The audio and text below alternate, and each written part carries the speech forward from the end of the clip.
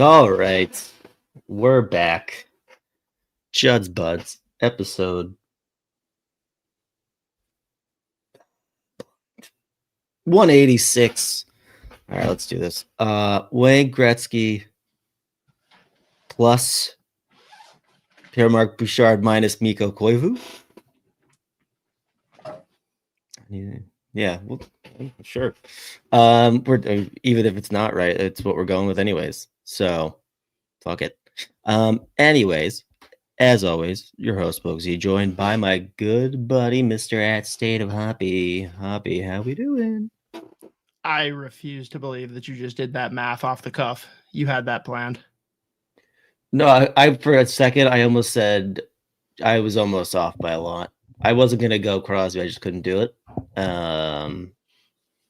So I just had I honestly did use Sidney Crosby. I had to use those numbers, and then I was like, oh, we haven't used anyone else, or we haven't used those two yet, so I just said fuck it. How you doing? We're in shambles, but we're gonna power through. All right. Yeah, no, Hobby sat down, and then like literally before his ass hit the seat, Mateo said, start. It's like, oh, fucking poor bastard. Yeah, things are fun tonight. Yeah, I hear you. Well, on the bright side, though, this would be another positive segment for the Wild Talk. It's been this. The good times are rolling. Just keep rolling. Dude. We're having fun. I'm very worried for all of you because they literally had their players only meeting the night that like all my shit went down and I went on hiatus. So like now that I'm back, it's all gonna be over. Just waiting. It's all my fault. That's a good way to. That's probably you're prepared now, dude. I'm giving everyone the out. Feel free to blame me if that's how it ends up going. That's a team guy. That is a team guy.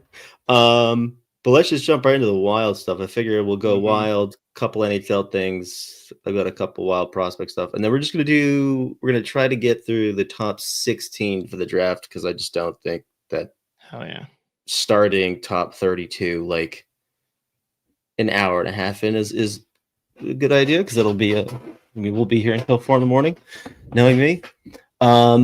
But on the Wild. Hey, let's open up. I've actually got a teaser here that, of course, was just barely too long, and I couldn't make work to upload to StreamYard. But I've got a teaser clip from this week's Fellowship of the Rink with one Jesper Wallstedt, who very much so.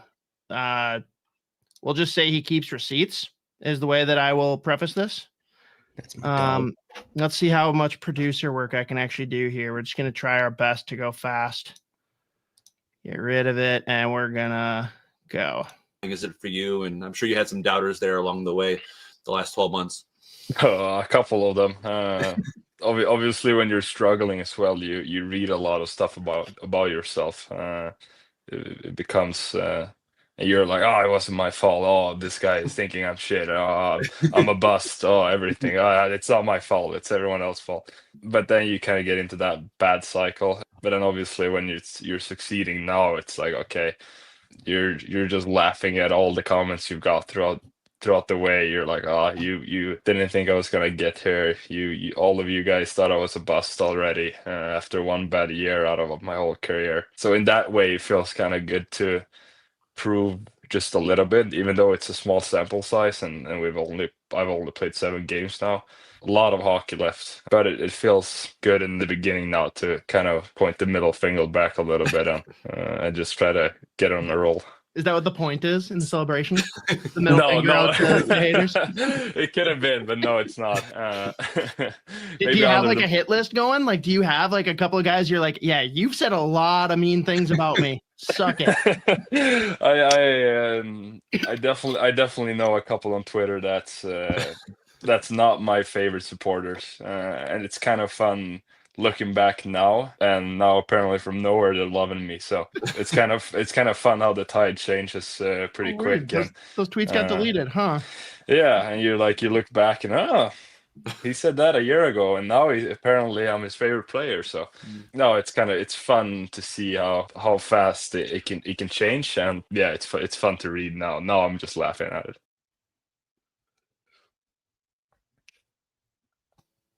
I mean, I love this guy. I already revoke all of our rankings and we all make him number 1 in our prospect pool. Yeah, we have. Well, actually, yeah, we should go back and redo that one again. We should redo our last one. He's the best. What a beauty. I also do the fact that he used I don't know why it's so funny to me whenever like actual players use the word small sample size. I don't know what it is, but it makes me laugh every time because you just like. You have to imagine someone talking about you on a podcast. Yeah, literally, like you just definitely heard someone talking. You're like, yeah, all right, fair enough. But like he checks himself a little bit there too. Obviously, like I've only played 7 games, but like it's just very funny to be. The idea of him fucking rocked. I really would have loved to like be honest. Like, how tempted are you to go engage? Which obviously not. I mean, that would be psychotic. But you have to think a small part of him's like, just go like it. Just go like some of the old ones. Dude, just get those. When I asked him about the hit list, I really wanted to say, like, so are you like Steve Buscemi sitting on your couch with the lipstick? And I'm like, he's not going to fucking know what that means. Yeah, he's like, no. But, and that was recorded before the shutout last night. So, yeah. And I mean, boy. But just real quick, since we last did this, 3 games, a 4-3 shootout win against Carolina. Yeah, Wallstedt. Unbelievable. I think he stopped 43 or 45 maybe. No, 45 saves against Carolina. Obviously, every shootout went 100% in the shootout, including flicking the puck back. I loved that. Was it Svechnikov that tried to like wait him out and go upstairs, and then he literally like it felt like the puck hit his glove and he immediately flicked it off. He's like, get this fucking shit out of here. But looked right there, obviously. But that was just a big win in general. 5-0 winning at Pittsburgh. That was a complete and utter like domination start to finish. And then obviously last night, the 3-0 win against Winnipeg. Another shutout for Wallstedt. He has not lost in regulation yet. He is now up to, I think, in total, a 915. 935 with 1.94 goals against. And I mean, some of the saves he's making, again, like we've talked about this with him just the past couple of weeks here. He's making the saves. He's making a lot of saves look easy just by the positioning. He's reading the play. He's obviously just like very confident right now. There's not a whole lot of like multiple chances after one. Like he's not just like shooting rebounds out. But like just very impressive. And again, you have to think part of it goes back just the fact that he's here. He's got this one-way contract, and like I mean, now that he's playing as well as he is, we'll see what I would imagine he's going to get even more of the load now. I mean, Wallstedt or Gus has locked down 2 last few games, so he's been fine. But I'm sure this makes them feel a lot more comfortable that they can use him more like a 1A, 1B situation. Right? I mean, he's just been dominant though. It's incredibly impressive. And I mean, it won't happen, but. How sick would it be if it ended up being Gustafsson and Wallstedt for Team Sweden? That would be a lot. It makes sense. I mean, right now, it's hard to argue. But you know what? He already said it's small sample size. Fuck. Yeah. And actually, I was going to bring this up because I was listening to our 2 of my favorites, Dimitri Dmitry Filipovich and Thomas Drance do their Sunday show, talk about the week that was, and they had a segment talking about the Wild. And the first thing that Drance brought up, he's just like, it's hard not to bring up Edmonton right now, just because, again, that was the pick they should have made. They decided to move back, didn't take a goalie, and now you look at, like, the combination of the goaltending, their porous fucking defense, which is, like, unbelievably bad to the point where, like, no matter what McDavid does on the ice, no matter what Draisaitl does on the ice, it's just like, well, you're still giving up, like, 6-7 goals a game. Like, it's unbelievable. But it is very funny that, like, the first thing Trance brings up is like, well, it's hard not to bring up Edmonton right now. So, and like with the way that they're playing, obviously they're gonna regress closer to the mean at some point here. I mean, they're 9-1-1 in their last 11, or is that just in November? But I mean, starting to bank those points, obviously, and like Edmonton's problems are legit, and like those problems aren't just going to get solved overnight. Obviously, the more points they can bank early, like you can kind of like protect yourself against like a wild card push in the Pacific. Especially now, you look at even like if they can maintain this path, you look at like what the Hellebuck injury is going to do for Winnipeg right now, and that's a problem for them. So, you know, we'll see how Winnipeg responds. Winnipeg's just been good in general, but obviously a big massive part of that is the fact that you have one of the best goaltenders in the world in there, and now he's out for like a decent amount of time here. Like, you can continue to just bank points in that Central Division as well. So yeah, I mean, it's been just like, it's very funny thinking about what we were talking about like a month ago on here versus where they're at right now. It's been the players only meeting. That's it. It had to have been a pretty unhinged Halloween party too. Mm-hmm. Also, Rossi's obviously still out, Harbin out, Yurov at first line center. The more minutes he gets, the more responsibility they give him. It just looks like it's like you just see all of the pro tendencies continue to come out. Obviously, it's nice that he's getting the points, but like the defensive side of the puck too, the battles, like he just looks strong. It was funny reading Russo's article after the Anaheim game where like Yurov was like excited to play against Chris Kreider, which I just didn't see coming because I obviously in the offseason I pretty much don't pay attention to who the guys are working out with, but apparently that's one of the guys that really took Yurov under his wing, like training together all summer, which is very funny to me. But I mean, Yurov's he's just getting better and better. And again, even when he wasn't putting up points, like he made himself at least serviceable in that bottom six role, just like again, like the battles along the wall. Just like the little details, how good he was in his own zone, but now obviously he gets elevated to that top line and like thriving. So that's always nice to see too. But it's just good to see him get like more responsibility, more offensive looks. And again, he's taking advantage of the opportunity. So that's great. Let's see here. Are there any other things that I want to talk about with them? I mean, that was pretty much of no. I mean, Nico Stern's back now. That's always good too. That's not a fun fourth line to play against. That fourth line, was it Trent and Foligno and Sturm? God, that looks like it sucks. I mean, like Foligno and Trenton are just hitting every single thing that moves right now. And also, Trenton again just looks good. Like, yes, you're gonna, I guess, want more points, but like at the same time, he's played fourth line minutes, like whatever. But he's chipped in a few points here last couple games. But I mean, they're hitting everything that moves. That Foligno Lowry fight was the first 10 seconds. I was like, someone might die in this fight. That was an incredible one. But it's just like, I don't know, all around up and down the lineup, they're playing fun hockey. And like the big thing too is the defense core as a group is just looking a lot more like the defense that we've been used to seeing, where they have always been like very stingy defensively. Jared Spurgeon is on a heater right now too. I think I should have brought up, I think Brett tweeted it out today, just some of like Spurgeon's numbers as far as, I don't think he's been on the ice for a goal against it, even strength in, I don't even know how many games. Should have brought that up before. Actually, I'm going to pull it up right now if my computer doesn't crash on me. Jared Spurgeon, 173 minutes of 5 in November. Across 11 games, you have to be on the ice for a goal against. They're up 9-0 in his minutes, controlling 57% of the expected goals. Top 10 in expected goals against per 60 at 5-on-5 amongst all NHL defensemen with at least 150 minutes played. Like, he's just been a beast. So again, nice to see what we're used to from him as well. Just fingers crossed, knock on wood, whatever you got to do, make sure he stays healthy. But yeah, I mean, all in all, like, it's just completely different than the conversation that we were having at the end of October there. So it's been great. Hell yeah.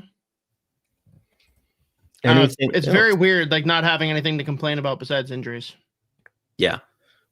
Which, like, it's crazy to me that, like, Rossi goes down, Hartman goes down, and it's just like somehow it looks like they're playing, like, they're still just like continue to play better each and every game. Like, obviously you have a few games here and there where it's just like it's not like maybe things aren't like completely clicking offensively, but I mean, again, the defense core is still doing its thing. Both goaltenders are in there.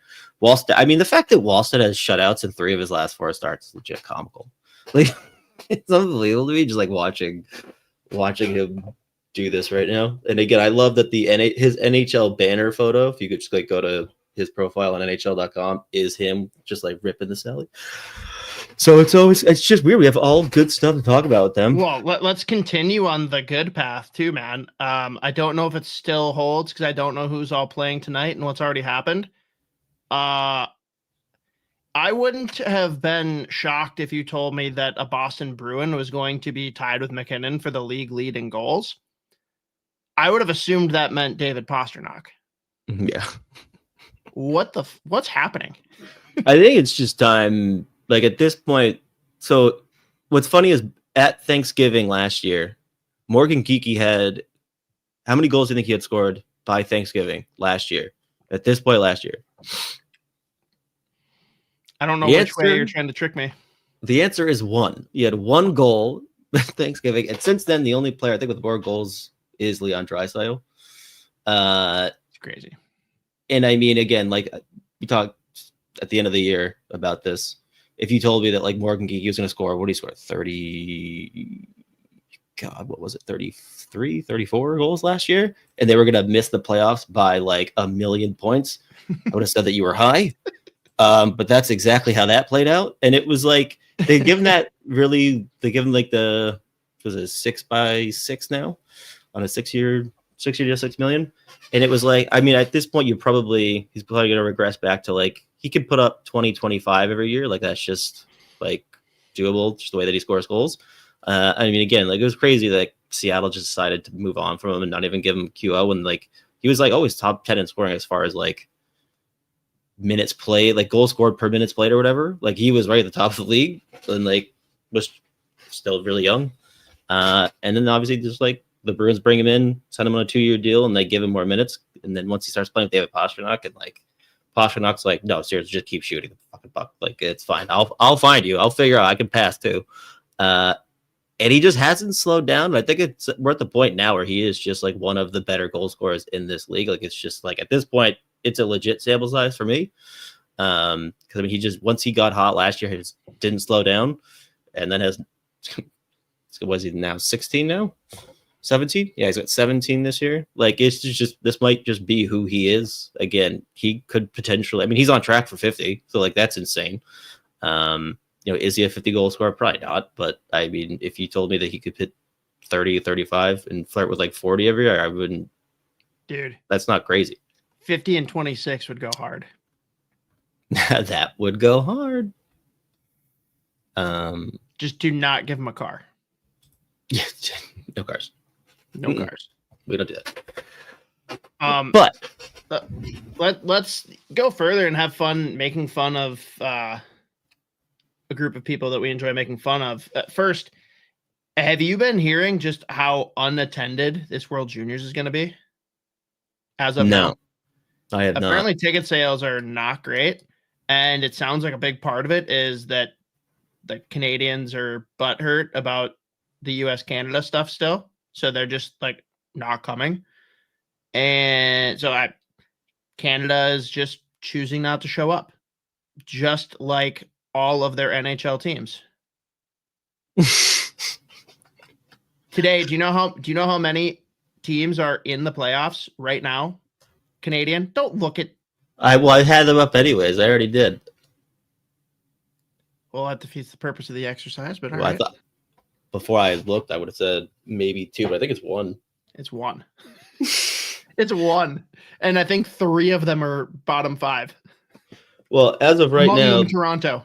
this moment in time, as we speak right now, the Toronto Maple Leafs are last in the East. And, like, it's not a case where they're outplaying teams and somehow just not getting results. They're down bad. Specifically, that game against the Canadiens on Saturday. I watched the whole thing at my buddy's house. Painful, but fun for me. Like, it was a very weird experience. The Montreal Canadiens went full Harlem Globetrotter mode all 60 minutes. And this is a beat-up Montreal Canadiens team. They were really playing bad, considering they have all these injuries that are mounting up again for them. And they put on an absolute clinic, specifically in that second period. I tweeted out this screenshot. Before this wasn't even at the end of the second period. It was at one point 16-1. And there were, I think they had 2 or 3 power plays in the second period where, with the extra skater on, they still kept the puck in the zone like for 2 minutes before they finally got the Leafs finally got control of the puck, got a whistle. They had a line change with the extra skater on, but they were like rifling shots on net and just like getting the rebounds. It was insane to watch. And some of the goals they scored, a couple of passes from Nick Suzuki were just unbelievable. So this Montreal Canadiens team, it makes me sick because I'm going to have to really hate them. I mean, I do in my heart just because, Boston, Montreal. Don't know if people are aware of that rivalry. That's a little known rivalry. And to think there's still more players coming that they've drafted the last few years, like Michael Hage. Jesus Christ, at Michigan, he is just so fun to watch. He's going to be terrified when he makes it into that lineup down the road. But what Ivan Demidov is doing, what Suzuki's doing, what Lane Hutson's doing, what Cole Caulfield's doing, it's just like, it is so fun to watch, and it still makes me sick that I have to say that. And the fact that all of the core, their young core, are locked up on really good contracts for the next 8 years, 9 years. Plus, you bring in again, Noah Dobson comes in, adds more scoring on that back end. He's fit in very well, and that was another just stark difference between those two teams on Saturday. Is the Leafs. I mean, they're down bad pretty much everywhere, but they have zero offense outside of Oliver Ekman-Larsson on their back end. Meanwhile, you've got Noah Dobson just punking them by himself at the blue line, and they're just getting scored from him. Hudson, it's unbelievable. It is a stark difference, and I'll tell you, as someone that loves to tune in to Toronto media when the Leafs are in shambles, that has been an absolute treat. All right, the fact that Steve Dangle is still doing this, I don't think that I'm at the point now where I actually just feel bad, but boy, it's bad. It is very, very bad right now. And I mean, they're talking about selling, and it's this is insane. But that's just the state of it. I don't know. Did you tune into that the game on Saturday, or were you at Minnesota? I was at Minnesota. Fun series. Yeah, very, very. We'll talk about that later. Yeah. Yeah. I mean, the Leafs right now, again, dead last in the East. 3-5-2 in their last 10, which feels high, weirdly. And some of these losses have just been that one again. Saturday was just such a kick in the dick if you're a Leafs fan, because at no point did that game feel within. I mean, they weren't even playing the same sport. It was legitimately the Canadiens going full on Globetrotter mode for 60 minutes. And to cap it all off, Florian Jacki comes in for his first NHL game, gets an assist in the second period. Great fight at the end of the game with Dakota Mermis, who they were trading absolute hammers for the first 6 seconds of that fight. Good on Mermis for stepping in there and do it as well as did, but then he just started eating some fucking bombs. And it was very funny when the camera goes to check his Arbor Jacki on the bench. He's just dying laughing. Then the camera goes to his family, and his mom is just fuck this. Like, stop fighting. I don't like this at all. Please stop. And of course, Arbor Jacki tries to fight at the end of the game. It's like, this is insane. They are just taking over. Mutant fest. But God, that Canadiens team, it's going to make me sick for the next fucking like 15 years. Gonna be tough. It's gonna be tough. They're going to be very, very good. But yeah. Let's see. There's thing that we had like one other, I guess 2 other NHL things. Mikko Rantanen. What the fuck? He 2 atrocious hits.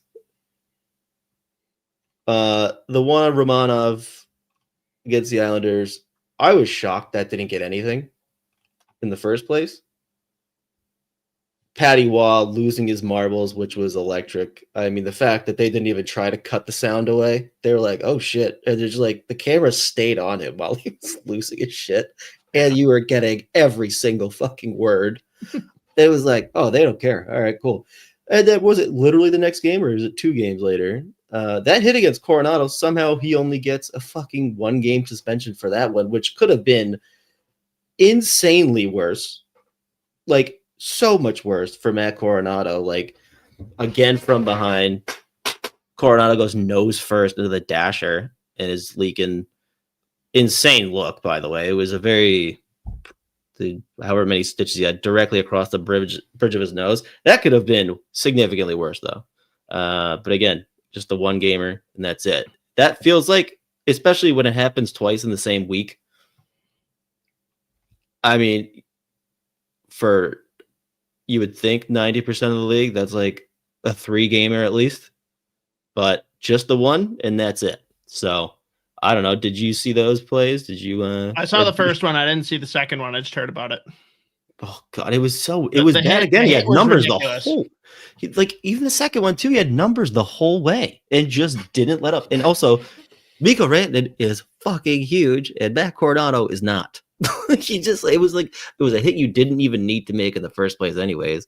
But he had all numbers and just, I mean, sent him nose first in the dash, and it was bad. Oh, that's right too. Actually, Two Dylan Sloth just put the comments, and he got a fine this week for diving. What a week! What a fucking week! Stay hot, NHL though. 1-game suspension. You gotta love it. Insane. You never know. I literally, especially after that second one, I was like, oh, okay. I mean, they have to be like, oh fuck, we probably should have suspended him, but all right, we'll make up for it here. Now they're just like, yeah, just the one's good. Just one. Just the one. Just the one. That's it. Is it bad that I kind of want him to go out there and do it again? If you're him, why not? They're not going to do anything about it. Like, I need the NHL to be embarrassed for not suspending him. Well, remember the first half of PK Subban's last year in the NHL? He was just slew-footing every single player in the league. It was insane. Like, was that just one season? It was just the last. He used to do the fucking like punch forearm shiver thing, which was insane. That was never a problem. I mean, that was, I guess, back like early 2010s. You remember Foligno? No. Why can't I remember that? Oh wait! Oh my God! I think it was a game in Minnesota, but he just skates right past him and he just gives him the little wiggle. What? Well, I mean, I was so pissed. One of my favorite clips all time, PK Subban related. It wasn't great because 2014 playoffs, Bruins, Canadiens, and that did not go well for the Bruins, which was just an atrocious series. But like Subban, towards the end of the game, literally has the puck on his stick and is like by the Bruins bench, and the play goes on, and you just see him losing his mind, and they do the slow-mo, zoomed in, and Sean Thornton on the bench has a water bottle while he has the puck and just starts spraying it with it, and then the camera goes to Thornton again after they show the replay, and he's crying, laughing. He's just like, that was awesome. And Subban was losing his fucking mind. Oh God! I think my favorite Subban one was him and Crosby. That's another, that's a good one. Just because, like, he could not have been more bothered. Yeah. Oh, and then there was also the mic that when he was yelling at Zadorov in the playoffs 2018. He's like, "You're right. I won't." He goes, "You're right. I'm a pussy. I won't fight you, but you're a terrible fucking hockey player.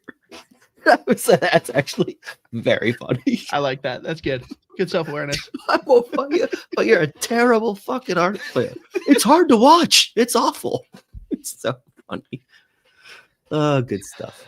I think it's Drew Doughty who does that the best. Like someone will come and chirp him. He's like, dude, you average like 7 fucking minutes. Like, what are you talking about? There was a couple. I think it was like the I forget what he was like. He was mic'd up and he was skating by the ref, and the ref's like yelling at him. He's like, "You have to stop saying that." He goes, "What did I say?" He's like, "You can't call me a fucking asshole when I'm on the mic."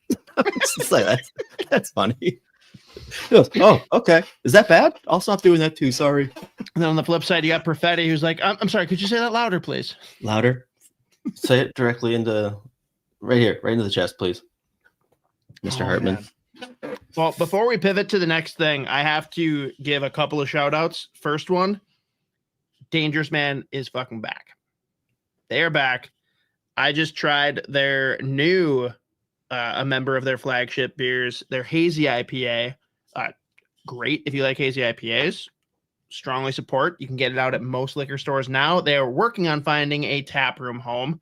We'll see, but it sounds like they want to do some more collaborative stuff with us moving forward. So hopefully we can do some cool stuff there. And I'm about to pour and crush some peanut butter porter in my old chalice. But also have to shout out Waggle. Literally entire website, 30% off everything through December 2nd. Hurry, because they will run out of shit at some point. Their new corduroy hats are among my favorite. This one's sick. We got the loon. I've got, let's see. Oh yeah, this hockey one here is very fun. Oh yeah. That rocks so hard. And then the last one they sent me, this one is sweet. Bird Dog. Ooh. Elite, but literally everything across there. I actually recently got one of their jackets, which low-key might be the best jacket I've ever had. I'm not just saying that because they're friends. Like I'm pretty picky when it comes to jackets. It is not a heavy winter jacket. It is perfect for someone like me who runs hot. Give me a hoodie. Let me have that to throw over, just a little extra cushion, and we're good.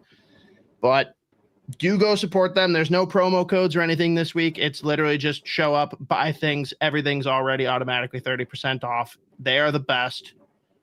Go support them, please. And last one is a free promo because holy shit, this was wild.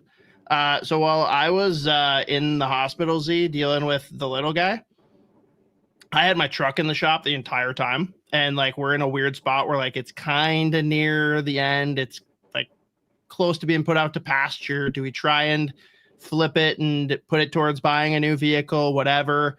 And then all this stuff happened and I just kind of like let it be. I'm sitting there having dinner at the hospital and I get a call from the owner who just like asks, "Hey, like, do you have any idea? Are you ever going to do something? Like either come get it or like have us do work? Either way, just let me know." I'm like, "Yeah, I kind of got some shit going on." And he like asked about it and I told him.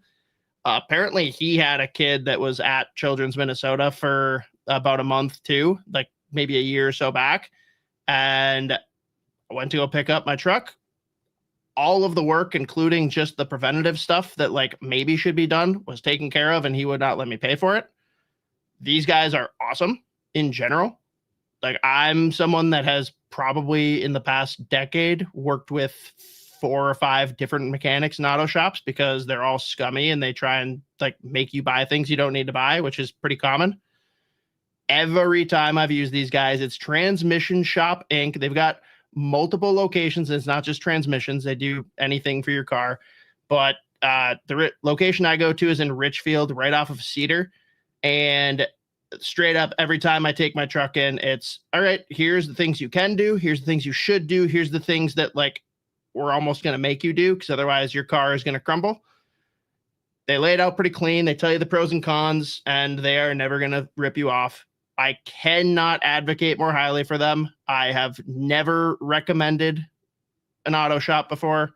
Transmission Shop Inc. Awesome people. if you're in the market and you don't have someone you trust, I highly recommend you go to them. Boom. I am going to now pour my peanut butter porters as we transition. Z, what do we want to go to next? We're going, okay, we're going prospects. Here we go. So I got some prospect stuff to touch on real quick. Not a full-on roundup or whatever, but a couple notable things to discuss. Can I lead in with one? Because it's not even about the prospect necessarily. But Banach's already on a tear. That team is already sick. This is where I was going immediately. Okay, yep. Then do it. Go. All right.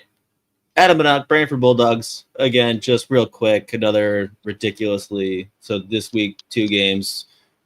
Second star in both games. And a 5-0 win against Niagara, 1-1, plus 3 of the 4 shots on net. Then on Friday night, they played Sarnia. 2 more goals, plus 2 with 3 more shots on net. He's up to 38 points in 13 games. And the Rich just got richer. So the Brantford Bulldogs are first in their conference. I see what you did there. Hyman's. Yeah, there you go. See? Brantford Bulldogs first in their division in the OHL. The next closest team, I believe, is I just looked at it. Barrie.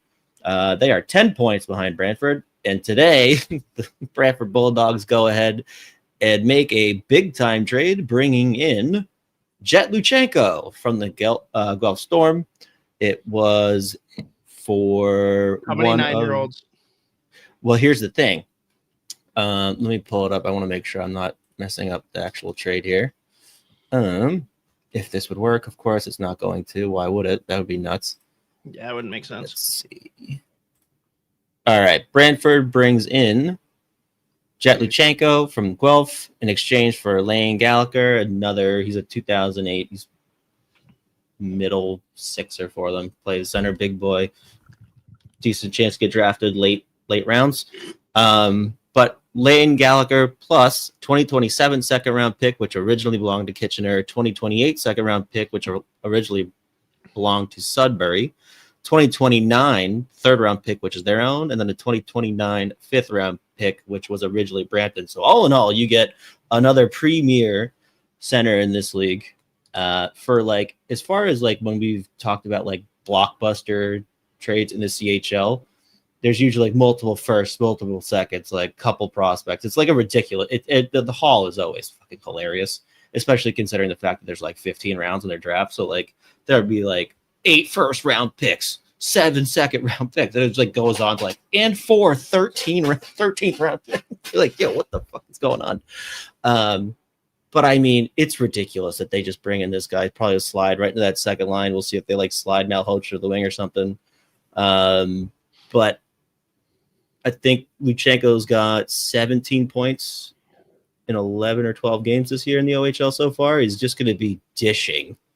So this team is ridiculous. Like they've also got Adam Yurchek on their back end, who's like, I did not even realize they had Yurchek. Yeah, they've got Adam Yurchek. Yes, who is also just torching the OHL right now. He's like over 1.5 points per game. Like they were already probably by far and away the best team in the OHL, and like they just bring in one of the best centers in the league who is just going to just somehow give them even more goals. They've yet to lose in regulation. Like this team is just like insane. I said this last week. If you have the opportunity to watch the Brantford Bulldogs, the OHL, it is must watch TV like night in, night out. And it's incredible. So the fact they just bring in Jet Luchenko, that's absolutely insane. They're not going to lose many guys for World Junior, right? I can't imagine. Probably like Spinack. Jake O'Brien. You think O'Brien's going? Everything I've heard is he's not. Maybe not. Yeah, I don't know. Probably not. Then I guess that's just from like a prominent Wheeler. So I don't know. Right. Yeah, I guess because I mean we'll see. It's gonna. I mean, who knows? Who knows what they're gonna do? Canada is going to come down to how many kids get like loaned out from the NHL. If absolutely zero of the ones that they're hoping for do, then maybe O'Brien has a chance. Right. I just have to read off, by the way, some of the fucking Brantford Bulldogs stats from the season. 23 games, 18 wins, 0 regulation losses, 4 overtime losses, 1 shootout loss. They've scored 119 goals. They've given up 59. the next closest team as far as goals scored is Ottawa with 92. Like their power play is clicking at 41%. Dude, like it is unbelievable what they're doing right now. It's incredible to watch. They're so fun. So you said they're easily the best in the OHL. Is there anyone in the other two leagues that's like in the same territory? Or are they the clear front runner for the Mem Cup? I mean, right now, I'd say they're probably Mem Cup. I'd have to think with the WHL. I've watched less WHL this year than usual. But I mean, like, even the OHL, like, I put them a leg up pretty much at everyone, but like Windsor's right there behind them. But I mean, top to bottom, it's going to be tough to match up with Brantford either way. But but it's just when I saw they were bringing in Luchank, I was like, that's going to be an insane haul, and it was surprisingly only 4 picks, no first rounders. So they're going to be very fun to watch. But anyways, that was part of bringing up Adam Banaku again, just continuing to torch. Very, very fun player to watch. We will get into this. Oh, great question from Cosgrove. Maybe we'll get into that more with the Gophers, as well as this question too. But I kind of just want to preface and get your immediate reaction. Which player do you think is better today, Banach or Mooney?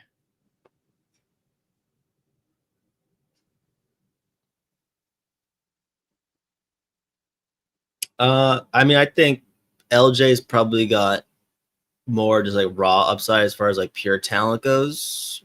Banach plays a more like translatable game overall, but like is as far as like raw skill goes and upside isn't like that far off. But I think LJ Mooney and like some of the plays he was making this week, which again, when we talk about the Penn State Minnesota series, we'll talk more about him because he was just like, it felt like every time he touched the puck, he was going Sports Center top 10 mode.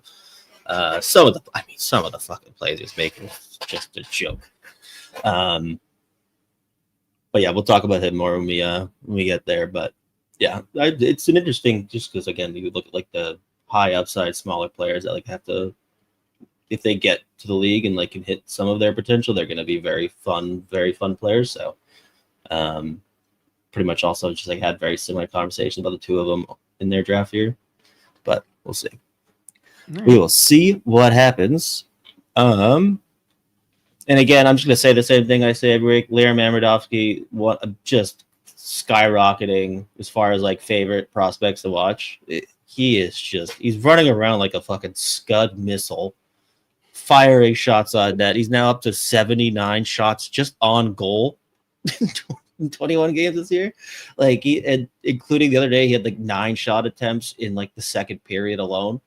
But he scored again this week, so he's up to 8 goals, 13 points in 21 games.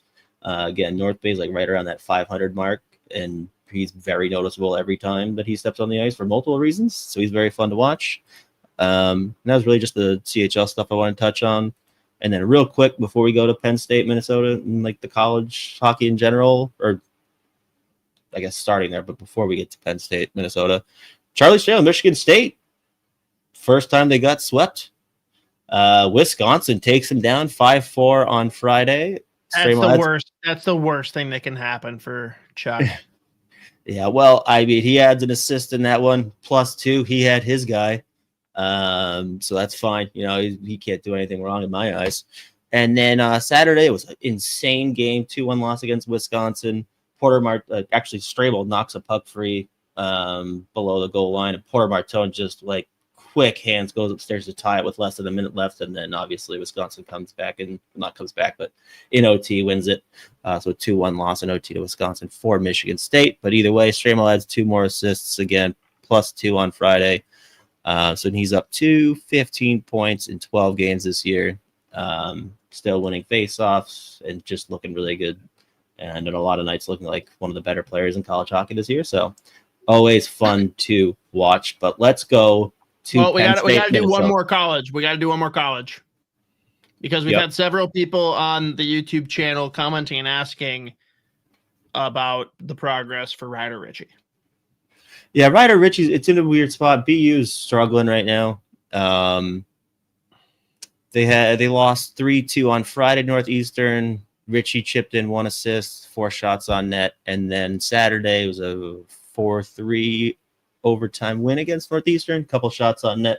It's kind of touch and go with Richie right now. I mean, like, I think Yzerman is back, which is good. That's like helping them like at least get some more scoring up front. But there are some games where like he stands out. He's been clearly frustrated in a few games as well. Like he's a lot of times just going back to the bench, slamming his stick, taking a couple bad penalties. But I mean, the flashes are there. Specifically on Friday, there were a couple of shifts where he was just dicing. Specifically, right? I think he drew the power play in overtime on Friday, and like the play that he made on it, if they had scored, it would have been one of the assists of the season. Just taking it out front, doing a loop around the net, shake and bake, dusting guys off, and then find someone back door while getting hooked. So it's just a really nice play. So you see the flashes. It's just we want to see more consistency, obviously. And BU is just in a really weird spot right now. They're not as good as anyone really thought they were going to be. A couple of really bad losses. But again, hopefully with Yzerman coming back, they're going to be able to sort out the lines a little bit more again, get back to winning games. But I'd say flashes, just a little bit inconsistent, and then just like a young kid adjusting to college hockey anyways from the CHL. You see the flashes in there, but either way, plenty good. But he's definitely not the worst Medicine Hat Tiger playing college hockey. Yeah. And that is how we transition over to talking Gopher. God damn it, Mateo. That's on me. Gopher hockey. What a weekend. So many doubters out there basically writing the team off. Fire Bob Motzko. This team is horrible. Worst Gopher team we've ever seen assembled. Let's all just calm down, because this team is absolutely still a fucking team. What a great weekend. Very unfortunate to not get the sweep, because they had control. I'm going to say minimum 4 periods of this weekend. Had some pretty unfortunate mistakes that led to 2 goals on Saturday. Hey, we get the split. Still, taking a split against number 5 in the country, you take it every time. I kind of want you to talk real quick, Z, before we even talk about McKenna, just the nature of Penn State.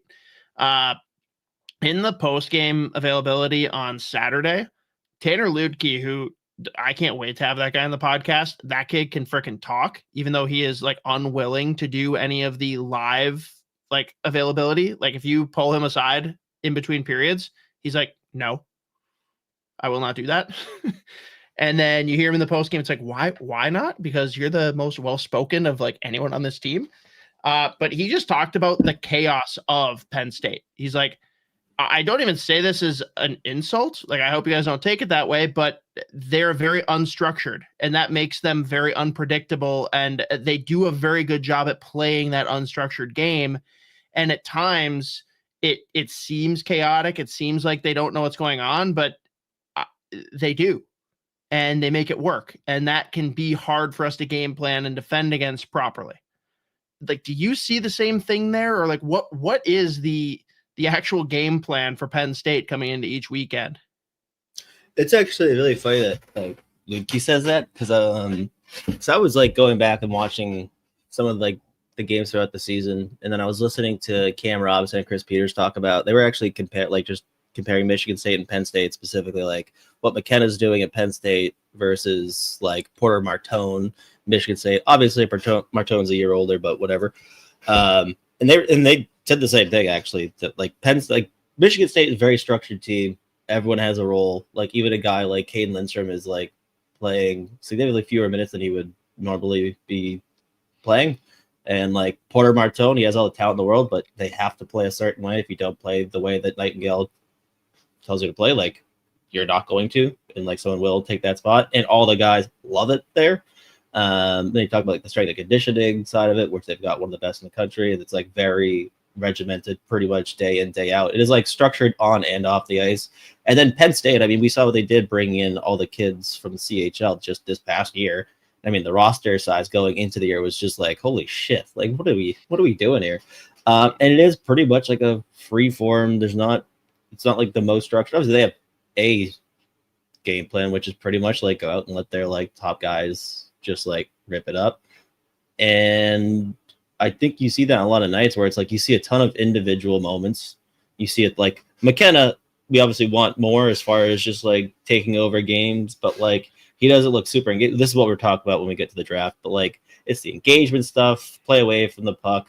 And it's like he hasn't really had that game outside of like that first weekend where he's just like, oh, this is the McKenna show. But it's really kind of like just like riverboat gambling style hockey. Like it is really just north south. Like let the individual skills shine, and like so it makes. So again, it's actually funny that Luke even said that, but that's what like Robinson and Peters were talking about. It's like it's not a ton of structure. It's pretty much like let the players play. Which on one hand, I'm sure the players like have fun doing that. At the same time, like if you want to win games, you want to win. You're not going to win a national championship doing that. But so yeah, no, I think it makes total sense. Dude, to that note though, your boy Jackson Smith. Mm-hmm. So there are people who will refer to players as being a 200-foot player, which means that they are like awesome offensively and defensively. I'm going to just like throw that out and say Jackson Smith is the only 200-foot player. And it's not even in that connotation. It's literally because he is going end wall to end wall nonstop. Like he is full on rover. The skill is absolutely there. He's looking to hip check everything that moves, but if you came into this game knowing nothing about their roster and you could not see what position someone played and you didn't get to see where people lined off on faceoffs, you would not be able to tell me what position he played. No way. Yeah. Yeah. I mean, in Jackson Smith too, it's like actually that style just in general also kind of like lends itself like the lack of structure thing too, where it's just like he's just like he's a 6'3", 6'4" defenseman who is just a legitimately elite skater, and he can fly up and down the ice. There's a ton of like little things defensively where like he's just going to be out of position, just the nature of the way he plays. I mean, he's looking to engage physically though, and if he gets you, it's going to be a big hit because he's fucking huge. And he's moving 1,000 miles an hour. And I mean, the offensive skill, the way he can shoot a puck, like the hands, some of the passes he makes. But like, you're right. He is just like he's another player. It's like he's never standing still. Like, I don't think I've ever seen him straight legged ever. Like he is just like flying, just wants a million puck touches, full engagement. And it's just like high motor hockey, which like we talked about with like the combination of like David Hutt and Denton Matejchuk. We're going to somehow loop this back to that deep pair and Moose Show back in the day. But it's like that. He's like legitimately like a rover. But I mean, again, it's hard to watch any game that Jackson Smith plays in and like to come away without noticing him just because he is going to be on the puck.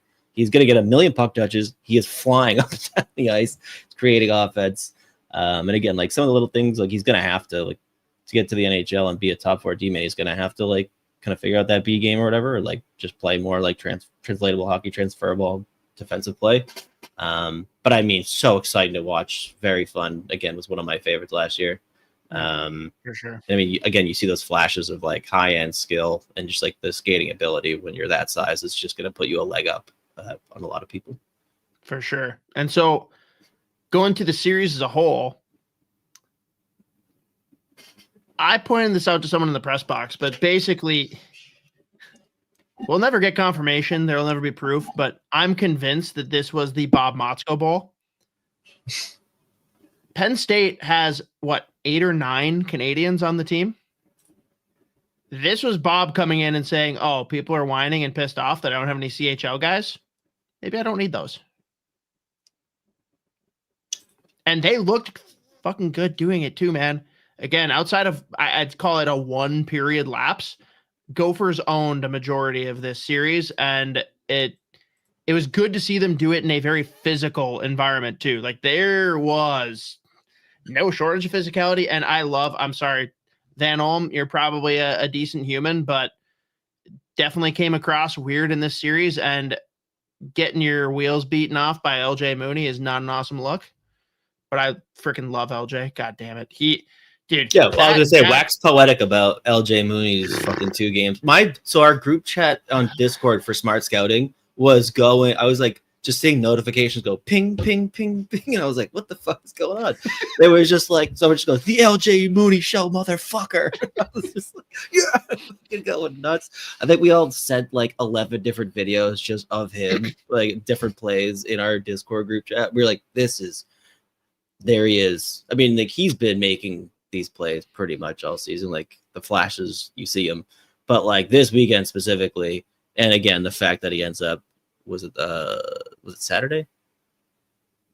Was it Friday or Saturday? No, Friday was the brawl at the end. Yeah, I mean, the fact he ends up with 2 assists this weekend, also tacks on 17 pims. Love that. We love that. But I mean, he was just generating chance after chance. Like some of the cycles in the offensive zone where he was just like, yeah, just give me the puck back. Like, I'll give it to you for a second, give it right back. Like, just give and go hockey. He was just like he was dishing backdoor. He is just electric when he's going. Yeah, that feed to Ludke on Saturday. Beautiful. Incredible pass. Oh my god, he is so fun. When he is healthy and he's going and he is just feeling himself, it's like, oh, he's the best player in the world. He's flying up and down the ice. Has there been a better gopher forward this season? No. And I say that being at the forefront of the Brody Zemer support group. Mm-hmm. LJ Mooney has been on another level. Yeah. And I love every bit of it. And I'm really, really keeping the fingers crossed that he sticks around for 3 or 4 years, because that would just be awesome. Oh, I think he'll be there for, I would say, at least 3. That you'd think, right? Yeah, you'd think. Who knows? I don't know, dude. When you look at the Montreal Canadiens, they're definitely not afraid to bring in shorter guys. Yeah. God. But the other guy, though, I was going to ask you about Becca Hendrickson, though. I see again, elevated minutes this year compared to last year, but he's making plays too. I think he's up there in like top 5 in team scoring. Maybe not after this weekend, but yeah, he's a guy for me that more often than not, like he's not going to stand out. Like you talked about Jackson Smith, right? You can't not notice him. Beckett Hendrickson is a guy that a lot of the time you're not necessarily going to notice, but that's not a bad thing with the way he plays. The chances are coming. You can tell there were times earlier in the year where he's gripping the stick a little bit tighter. I do think he's playing looser and things are going well. And I mean, the lines have been thrown in the blender so many times. Like at this point, the guys are just going out there and playing. I think that he's one of the guys that you're going to see the second half bump, right? We're going to get through World Juniors, come back in January, and he's a guy that I think is going to be ready to take another step. There are some guys on this roster that I'm confused by. Like the ones that I'll say flipped completely for me.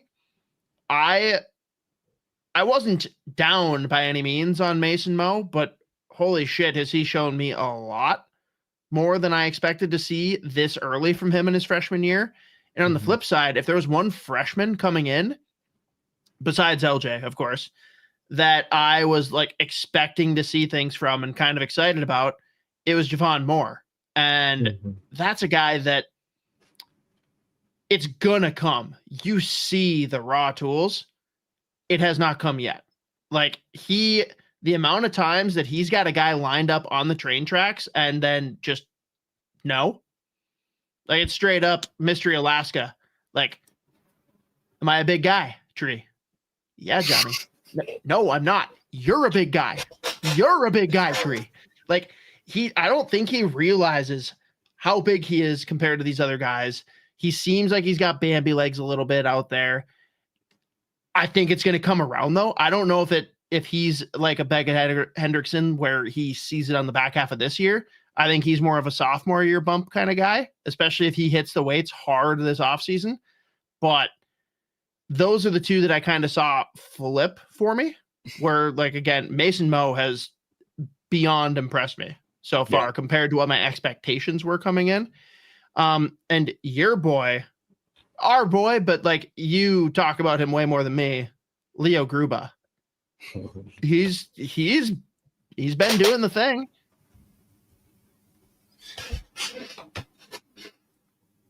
I love this man. Watching him just disintegrate people is always fun. Until Stramel visits. Listen, it's fine. Linda.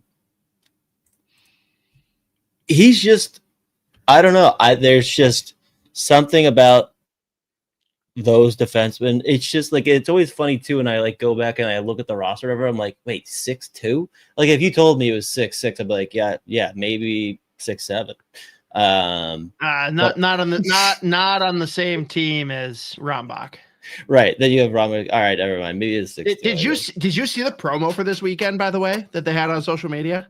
No. So on Friday night, it was the whiteout, where like everyone was supposed to show up just wearing white, and they had like towels for everybody to wave around. And the promo they shot from the bench was Rambach and Mooney telling everyone that they need to come and explaining the towels. And I love that they leaned into that. I love that that's going to be a thing. And immediately my comment on the Instagram post was, I just can't wait until they merge together to form one mega person. Yeah. Those two together though is it's not ever going to be unfunny. Yeah. So both of them though, let's talk about it. Do you think one, both, neither make the World Junior roster?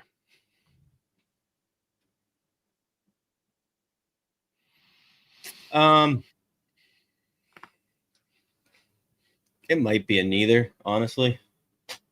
I don't like that. I don't know. Whenever I look, I just try to like map out.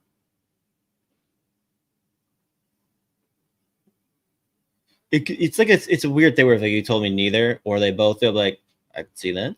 I mean, if Rambach makes it, he's going to be making it as like a 7 or 8 D more than likely. I understand that. I'm going to be pretty disappointed if LJ is not there. I'm going to be pretty disappointed. And that's like taking the maroon and gold glasses off. Like, he is more talented than a majority of the guys available. And if you want to talk about the size, fine, whatever. He does not play to his size. Like, he's got more fuck you in his game than most guys, except for, of course, ironically, Brody Zemer, who has the most fuck you in his game. I'm going to be very bummed if he's left off. Yeah, I mean, and like when you just watch it, just some of the plays he's making, it's just, you try to map it, like, well, what exactly are they going to, I mean, also, I mean, it helps ideally that Motzko's there. Obviously he likes him. It's the playmaking, it's the way he sees the ice, but it's the skating too. Like, he's just dynamic in every aspect. And he's shown too, he can play center if needed. And what's the one thing that's lacked? Centers. Right. Like, aside from Hagens, you can't confidently tell me who any of the other quote unquote centers on the team will be. You can tell me a couple guys that'll be on the team. You can't tell me whether they're going to be a center or a wing. Right. Like now, if you ask the guys for the Athletic, they're all saying that the 2C, all except for Pronman are saying that the 2C is going to be Horkoff. Right. And Pronman's like, oh, the guy who hasn't played center at all this year and hasn't since like the beginning of last year. Oh, okay, sure. Like, yes. Yes. Like, so that's just to further prove, like, there are spots he can fit somewhere in that middle six, and there's no way that he's a hindrance to the team. Yeah, I mean, if it's up to me, I'm taking him. I just think they should take him. I wouldn't be totally shocked if they didn't. Again, and like, it is weird too, just looking at like what this like USA back end's gonna look like too. Is like, if you want to like look at like if Rombach's gonna make it again, if he does, he'd probably be that 7-8 guy. Right. But it's just like, I mean, Team USA up in the lineup is just gonna be a very confusing team. I also would pay insane. I would come to the World Juniors if we had like some forward line where it was like Riker Lee, LJ Mooney, Will Horkoff. and Horkoff. Barkov's just like, I'm gonna disintegrate anyone that moves and clear space for you guys. You guys just play pass. You guys just keep giving that gross. sounds fun to me. Yeah. So I mean, just given the way that he's played this year, like just the high end plays that he makes, when you look at like what this forward group for Team USA is gonna look like and how they're gonna probably have to win games, he gives you like that more raw talent and playmaking ability that like is pretty outside of like that first line and some of the second line. You're not really confident in with like Team USA that they're gonna bring a whole lot of that, and like he just gives you that spark. So I would like to see it, and if he makes it, it's more than justified. That's for sure. And if I was them, I'd fucking bring him. All right, so 2 things to wrap here then. It's not the way college hockey works, and it's not a fair way to view it, but based on this weekend, like, where would you place the Gophers based on what they showed you? Like, are they top 5, top 10, top 15? Do they fall somewhere in the middle? Like, what kind of talent are we talking about if you ignore, obviously, what's already happened, which the schedule is just insane. Yeah. The amount of top 10 teams that they are playing before Christmas is wild. Oh, wait. They're going to go play what are they, number 4 right now? Denver, which if you asked me at the beginning of the season, I would have said the Gophers were going to be better than Denver, and not because Gophers were a wagon, but because Denver was losing a lot. So how do you view the Gophers as a talent, as a roster? I'd probably put them top 15, closer to 10. I think 10 to 12 range is fair. Yeah, I think probably somewhere in there. Like, if I had to, I'd probably put it at 12, yeah, in there. It is insane. The guy, again, like, and their schedule just doesn't get easier. Like you just said, they get Denver coming up now. But like, you just look at every team they played at the beginning of the year. It's like, what were they fucking supposed to do? Like, I mean, it was insane. And I mean, of course, right in the middle of that, the fucking LIU weekend was just like, that was the killer. Yeah. Which deserved. Like, they did not deserve to win that first night. They got what they asked for, and it's going to stick with them all year, and it could end up being a sticking point that flirts with keeping him out of the postseason. That would be a huge disappointment, but all you can do now is play the schedule moving forward, and there's plenty of opportunities to prove your point with the teams that they're still going to play. To that, then, what have you seen, at least with whatever amount of watching you've done? What is this Denver team this year that does not have Davis, that does not have their top scorer on in the forward position, and does not have one Z Buium? I mean, just surprisingly solid up and down the lineup. Goaltending is obviously more than hanging in there. They had a weird weekend where they kicked the ever-living dog shit out of Arizona State on Friday 7-1, and then on Saturday they lose 3-2 in overtime. But I mean, just like, I'm just gonna pull up their team points here. Like, you've got 6 guys over 10 points or more, and then a bunch with like 9 and 8. Like, they're getting more balanced scoring than they usually are. Like, Eric Polkamp's been fucking incredible for them. Again, like, Rieger Lorenz, our boy, 10 points in 14 games. And like, when you look at them, like, put out the lines before games, like, sometimes he's like 4th line left wing. Sometimes he's 3rd line right wing. Sometimes he's 2nd line right wing. He's all over the lineup and like playing crazy minutes. I think he's probably averaging close to 22, 23 minutes a night. Which, again, it's college hockey, but for a forward, that's still a good amount.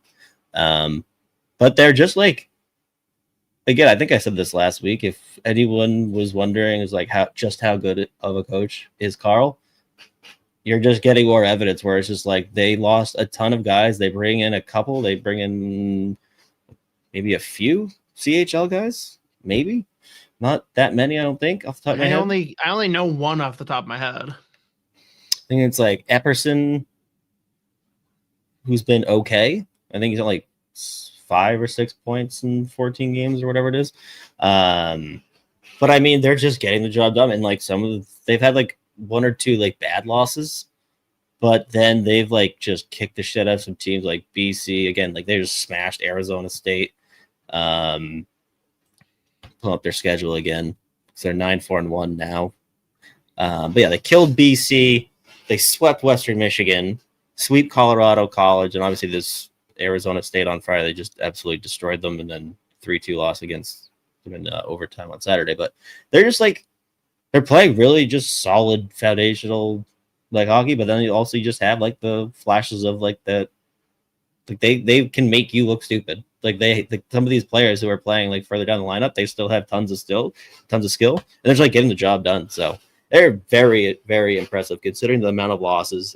Also, like just the goaltending in general is like more than holding up. So very impressive, just team game. And again, like we compared to Penn State, like tons of structure with Denver, but like again, like you just see the flashes of that super high end offense in flashes. And I mean, you cannot put them on the power play. Like you just like it's a death sentence. Yay. So we'll see what happens with was it Saturday they play Minnesota in Saturday. Denver? I mean, an interesting one. It will be interesting. That's for sure. Am I just not reading this? Like, I'm looking at the pairwise right now. Well, there is no pairwise. Oh right, I forgot about NPI, dude. Yeah, it's which is so different. It's probably not different at all. I was gonna say I just don't see. Am I blind? So Minnesota doesn't even get votes.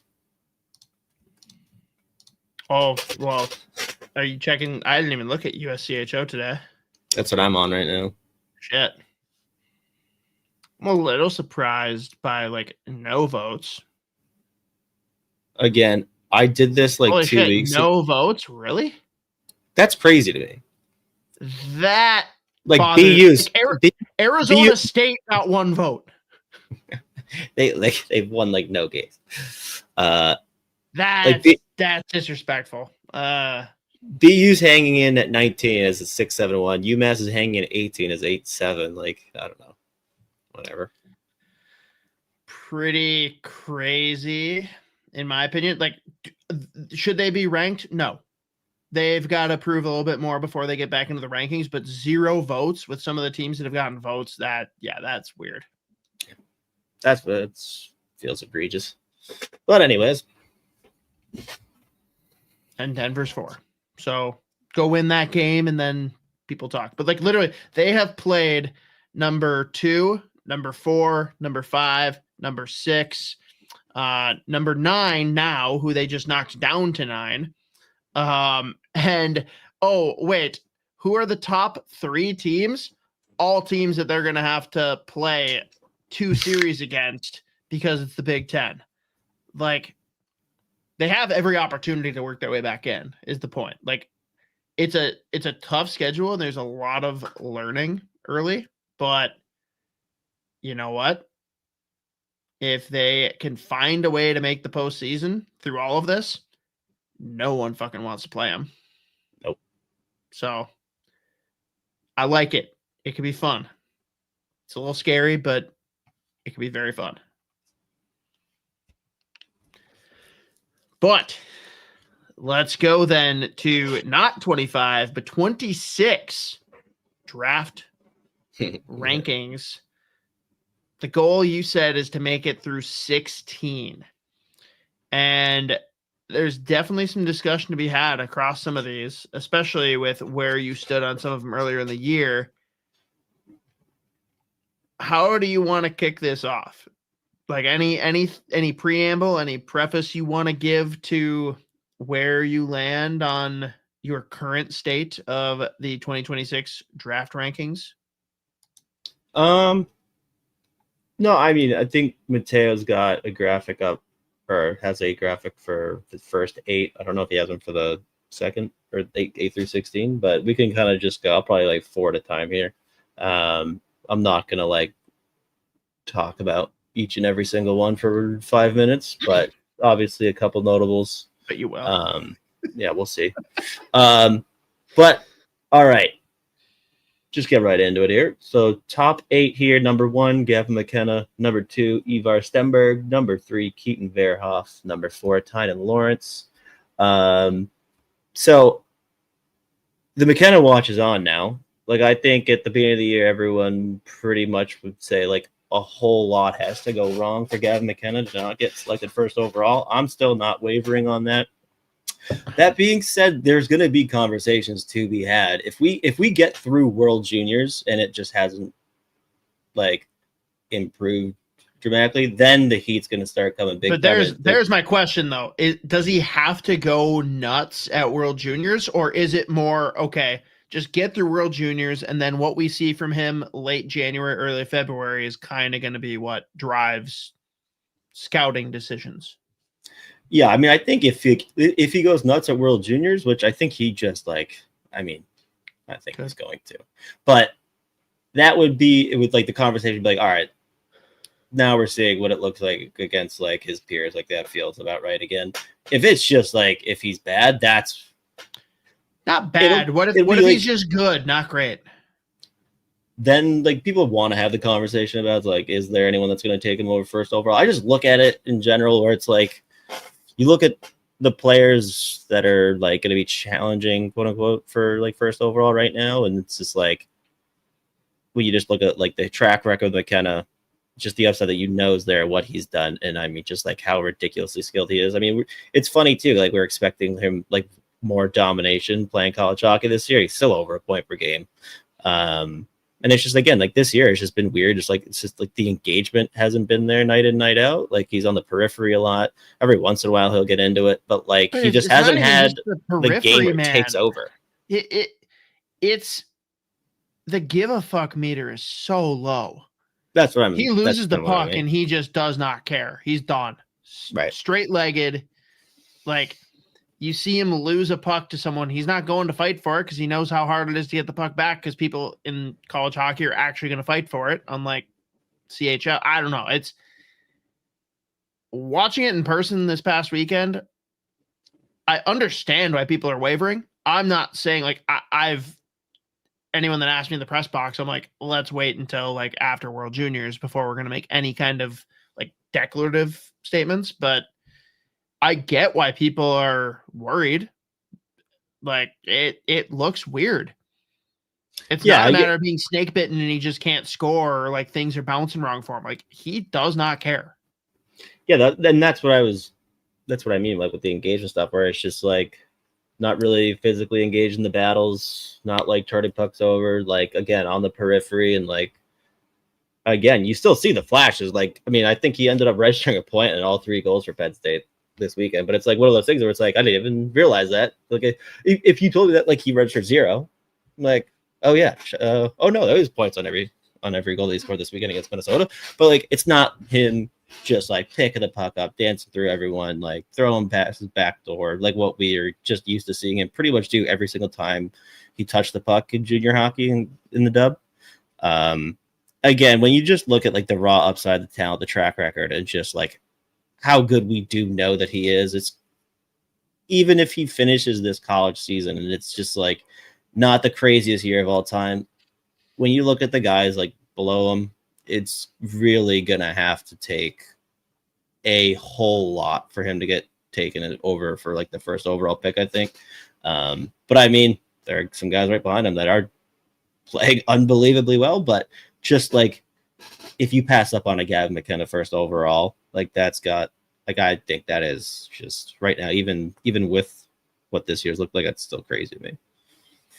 But if I won't even say he looks as bad, but if you don't see like notable improvement going into the back half of the college season, you're telling me that you still would feel that way?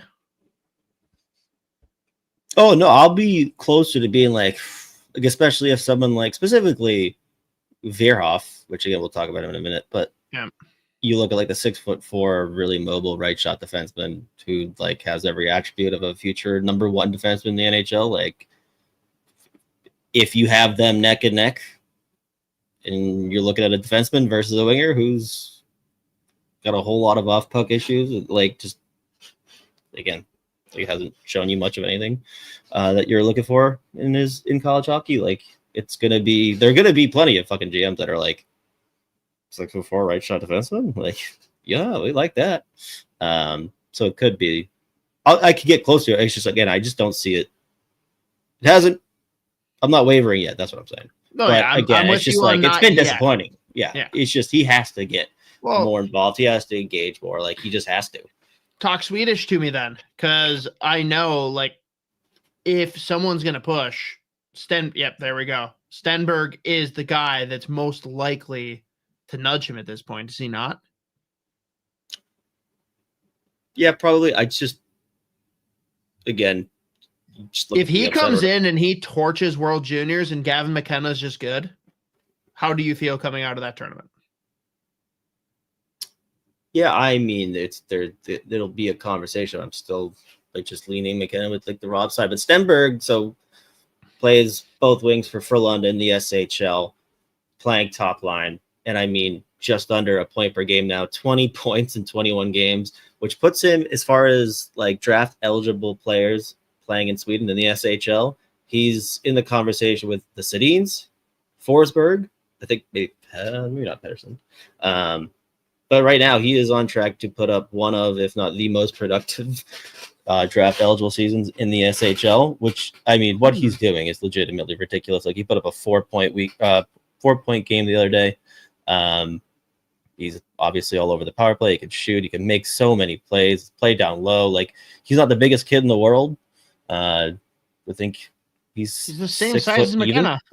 He's 6 foot even. No, I know. But I'm saying he's in the middle of the ice, like net front, engaging, turning pucks over the forecheck. Like, the complete opposite when you talk about like engagement. Like, Stenberg is in the shit. And I mean, what he did last year as a draft -1 in the playoffs, where it's half a point per game, like, he is just having a remarkable draft year. Very impressive. And again, like, a lot of times when you see players coming in who might get drafted anywhere from like whatever 12 to 20, but like one of the better players coming out of Sweden and playing SHL minutes, they're usually finishing the season with like 2 points.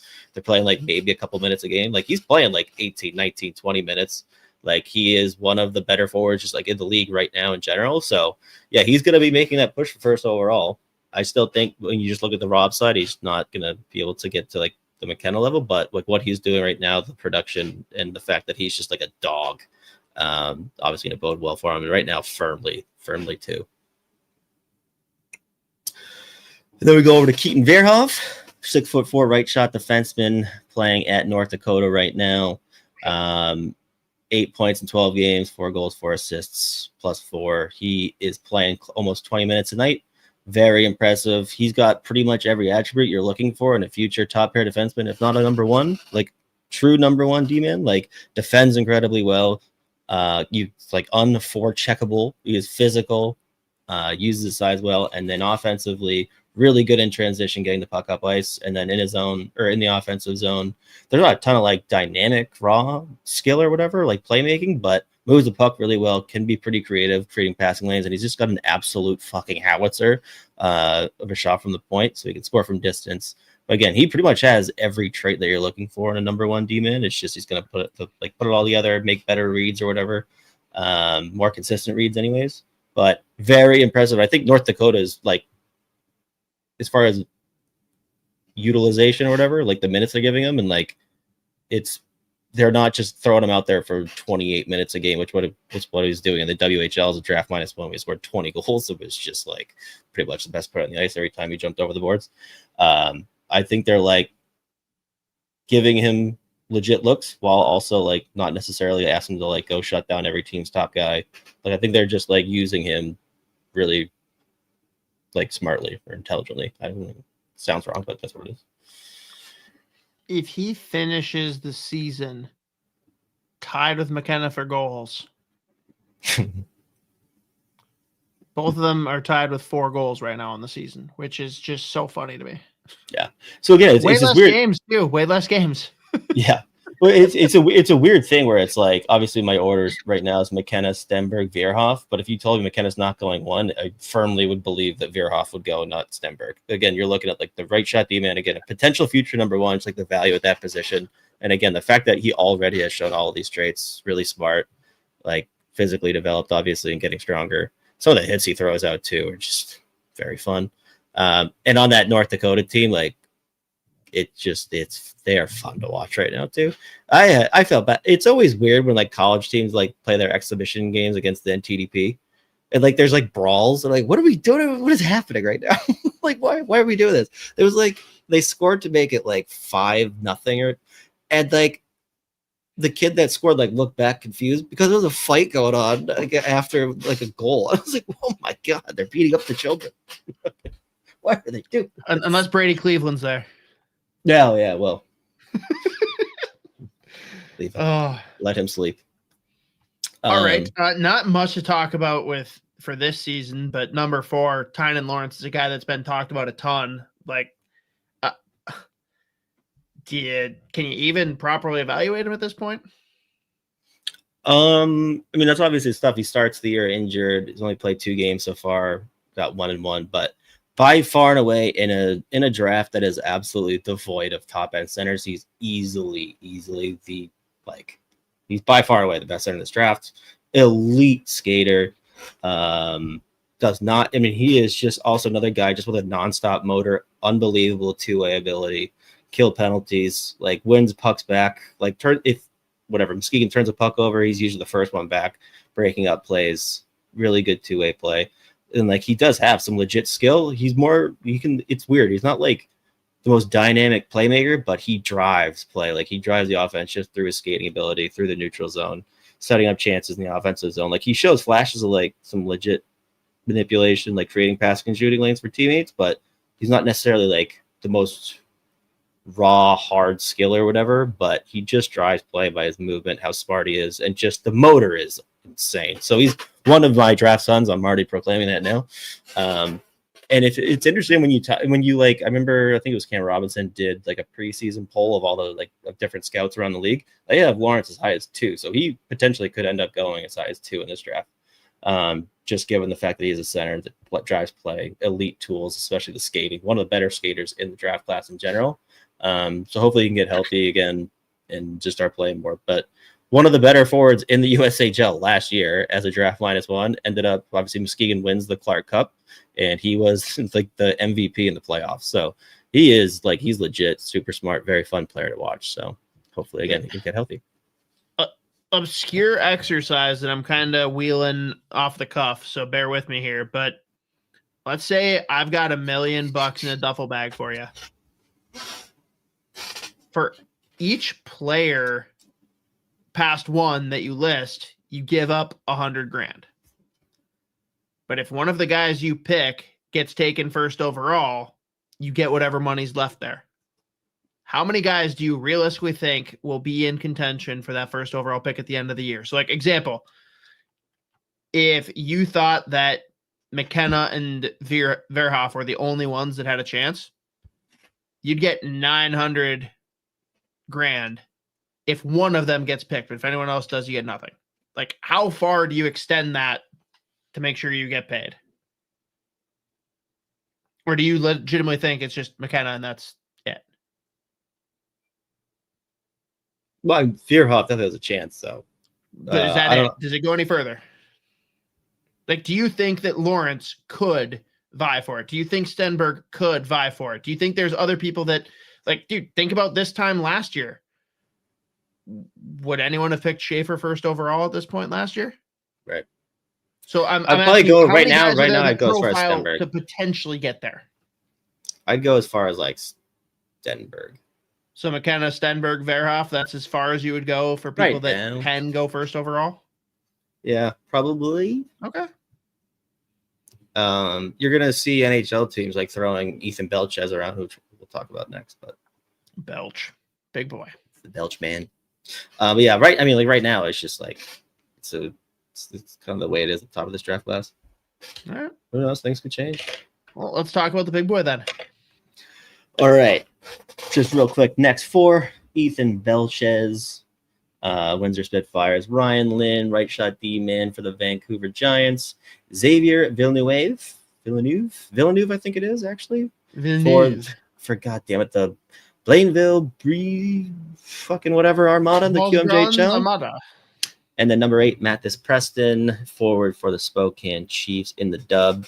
Belchez is just going to get a whole lot of love from every single scout. Like he is one of the guys that like he's a 6'5", I think 6'4", 6'5", just under 230 pounds. He's mean. He's physical. He knows how to use that size, but he's got some like legit high end skill.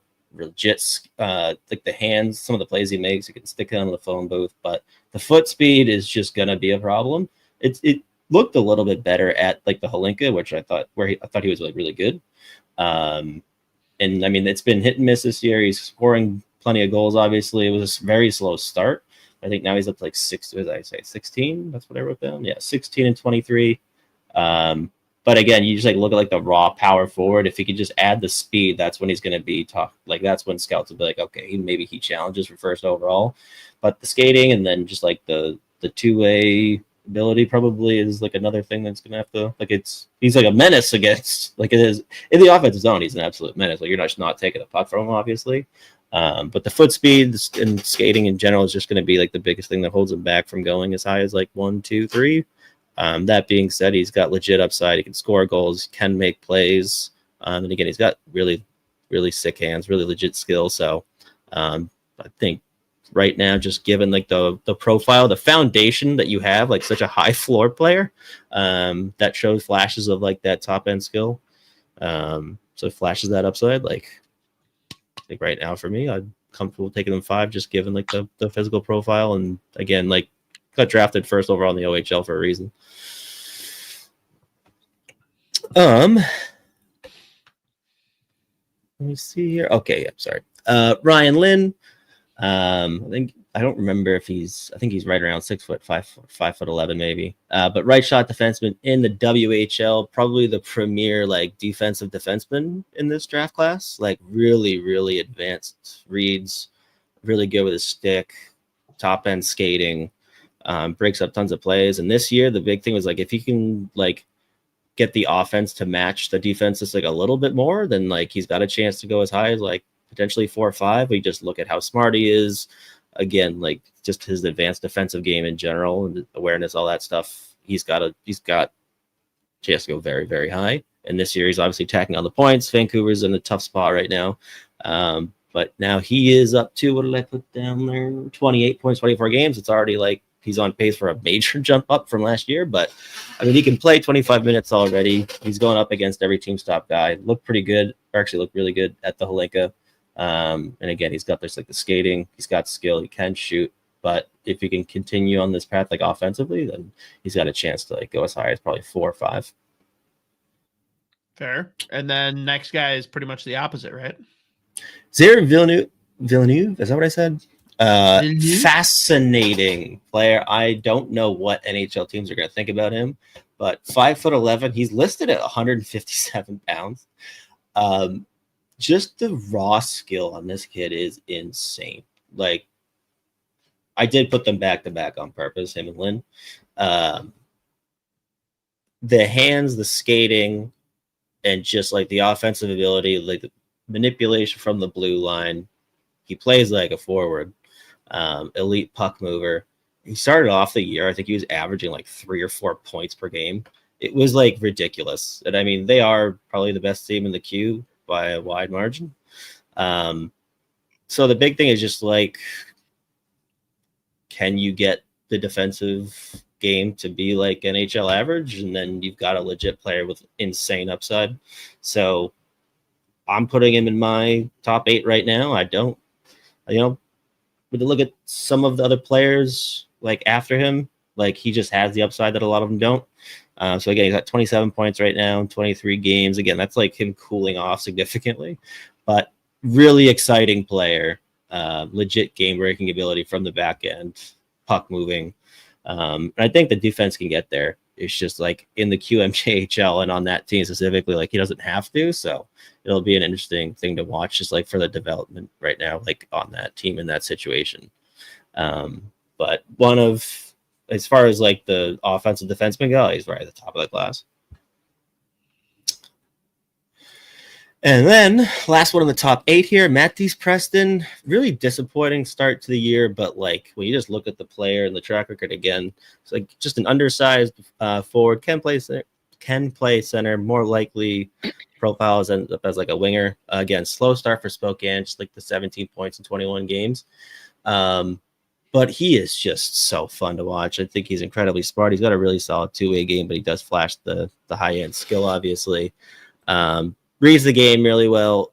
And I mean, when Spokane was just putting up 1 million points per game last year, 1 million goals per game, like I think he was right around just under a point per game, I think. And then he was same thing in the playoffs.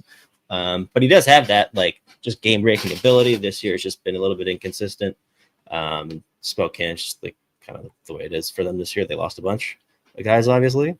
But yeah, it's been a mixed bag. There are some games where he just like takes over this year. Then there have been other games where you like haven't noticed him. But solid two-way play, legit skill, can fucking rip a puck. Great shot.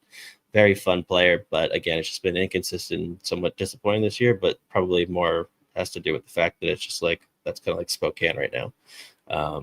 But really like him a lot. Hopefully, he can continue to like get his footing back, and I think he'll probably climb my rankings probably again. But coming into the year, he's probably closer to the 4, 5, 6. There's some just actually I'm gonna pull up this page right now where like other people have him ranked. Yeah, he's anywhere from like 4 to 12. I think Craig Button's got him at 25.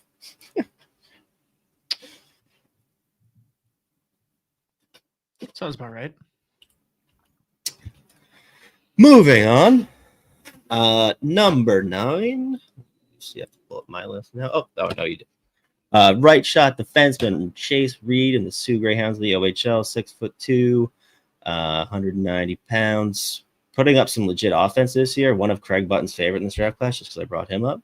But really, really, really solid two-way defenseman. And again, this year he's starting to chip in even more offense. I just love the two-way ability, the mobility. He kind of just gives you a little bit of everything. And this year, again, he's like showcasing some of that like top end skill. So I think he is probably right now at this point a sure thing top 10 guy. When he lands in Pittsburgh, should I be excited? Oh yeah, you should love it. Okay. That's how it's gonna go. Pittsburgh has done too well. They're gonna be picking somewhere in the 8 to 10 range, and Sioux Greyhound, he's gonna be in Pittsburgh. Yeah. There was one of the games recently, I think they're playing Kitchener, maybe. I think he scored 2 goals, added an assist. But I mean, he was by far and away the best player on the ice, noticeable in all 3 zones. Again, like shutting down the opposition and just adding offense. His ability to move the puck, whether it's like with a first pass or just like skating up himself, reads play really well. So super smart, legit skill. And again, like he uses his size well. It can give you like he's a plus defensive defenseman as well. So big fan of Chase Reed. Wouldn't be surprised to see him even climb a few spots here. But this is the draft of the defenseman, realistically. So yeah. Well, starting here, if we're actually going through 16, we have 1, 2, 3, 4 of my favorite all name team participants that fall between 10 and 16. Starting with probably my number 1 or 2 here at number 10, Ryan Rubrick, spelled Roobroeck.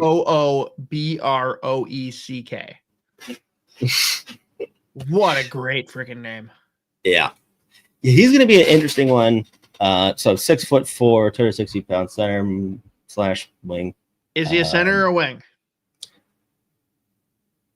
I mean, I'd probably say God. I mean, fuck, I don't know. Given the size and just like his ability to shell, put him at center. Fuck it.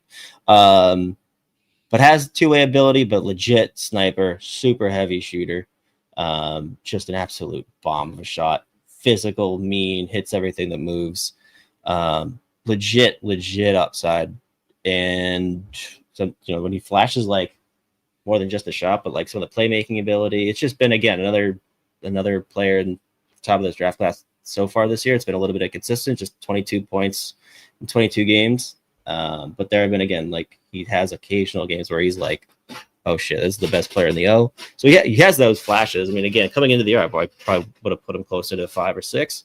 Not that 10's like a huge drop off, but he has that pedigree. Like he's legit as far as like when he's on his game. It's just been inconsistent this year. So I just want to see a little bit more. And again, like the engagement's coming on for him this year, but his whole calling card is when he's on, he's feeling it, and he's fully engaged. He's flying around the ice, hitting everything that moves, turning pucks over, scoring goals. Like he's just like one of those players.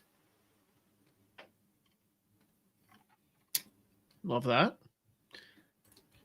At first, I thought this is going to be a great name because I accidentally inserted an S in the last name. So I thought it was Carson Carcels, which would have just sounded so much cooler. Carson Carrolls, left shot defenseman, and Prince George Cougars in the dub. 6'2", just under 200 pounds. Another one that's going to end up being one of my draft sons for sure. What he did last year as a draft -1 in Prince George was legit. Like when I went back, I looked through Instat the other day, just like his underlying numbers, playing top pair minutes as a young draft -1. Same birthday as me, by the way. So obviously that's another. But he was going up against every other team's top line, top composition, and top competition, and pretty much night in, night out, winning his matchups, winning his minutes. Wasn't used a whole lot offensively, but still ended up with, I think, like 30, 40 points in 60 games, and was just an absolute menace in the playoffs. I think they handful of games, but he can do everything again. And this year, he's obviously being used top power play, so he's up to over a point per game now. This is another guy I would imagine ends up higher on my list than where I have 11. But again, what he did as a draft -1 was like borderline unheard of, just going up against every other team's top player, top line, more often than not, shutting them down. Plus, he can move the puck really well. He's really good at evading forechecks. He could skate the puck up. He could first pass solid, but really smart player, really good two-way game. And again, this year he's just doing more of the same. So big fan of Carson Carrolls. I would expect him to probably maybe even go up a few spots next time we do this. All right. And then for the rest, I'll just like touch on a few of these guys. One of them you're going to talk about quite a bit. Yeah. Number 12, Daxon Rudolph, 6'2", 200-pound right shot defenseman, Prince Albert in the WHL. So far, he's got 17 points, 21 games. Solid skater, good defender. It's been another inconsistent start for him this year. There've been some like questionable decision making. The reads haven't been as good this year. Kind of like hasn't really kept as strong a gap as we're used to seeing him, but. You just look at the physical profile, how good he skates, and like, I mean, again, it's just been inconsistent. There've been a few really good games, a few really bad ones, but tons of upside as far as just like a reliable two-way guy that can chip in plenty of points. He's got a really good shot as well. But yeah, no, it's just an inconsistent start for him, but still a big fan of the player. Also, sneaky, great name, I think. You know, anytime you got a Daxon, gonna be an all-name team guy for me. Next up, my boy, Vigo Bjork. Mm-hmm. I'm actually shocked to see him this far down. Allegedly 5'10", allegedly 172 pounds. If you told me he was 5'8", 140, I would say that's probably more realistic. Can play, well, I mean, like, obviously junior hockey, played a ton of center, played a lot of SHL minutes this year, and put up a couple points here. Obviously, 6 points in 17 games as like an undersized player in the SHL is very impressive. Dynamic playmaking. He's got a decent shot. And again, for a guy his size, like legit two-way ability. I think he made his debut in the SHL last year and either scored first or second game. But really, really smart. He's going to have to like bulk up, obviously. Again, like I was shocked that he's listed at 172. That like blows my mind. But really, really fun player to watch. Again, like highlight real goals that he scored. Like his mixtape coming into this year is very fun. So a lot of upside. There's also just like the world where he doesn't get to the NHL, so there's a wide range of outcomes for him. But just in terms of raw ability, he's close to the top in this draft class. But size is going to it's going to come up, obviously, even though he's not afraid to take it physicality and being like getting middle of ice at times in the SHL. And again, just the fact that he's already logging as many SHL minutes as he is very impressive. So very fun player, but I don't know. We'll see what happens. Again, just a wide range of outcomes, obviously. I was And great surprised that Pronman, who is the height authority, has him ranked higher than you. So that was weird to me. Yeah, I have a nagging suspicion next time we do this, I'll put him at like 2. Okay, there we go. The next guy is probably the most controversial to talk about, not for ranking purposes, just for like where he sits in hockey right now. I mean, what JP Hurlburt, a Ford Kamloops Blazers, 6'0", 183 pounds, leading the WHL in points with 44. Next closest guy to him is Jackson Jacobson, which I can't handle that because it's Jackson with an X. Not as cool as Jackson. But JP Hurlburt is like, I mean, just torching the WHL right now. He's got really good shot, dynamic playmaking, really physical. He plays bigger than his size. But some of the goals that he scored this year are just like, I mean, he's making guys look dumb. And again, he's got an absolute bomb of a one-timer. Reliable two-way game as well. Also, I think he wears number 2 as a center, which always throws me off. I don't know if that's a minus or a plus for me. I don't know yet.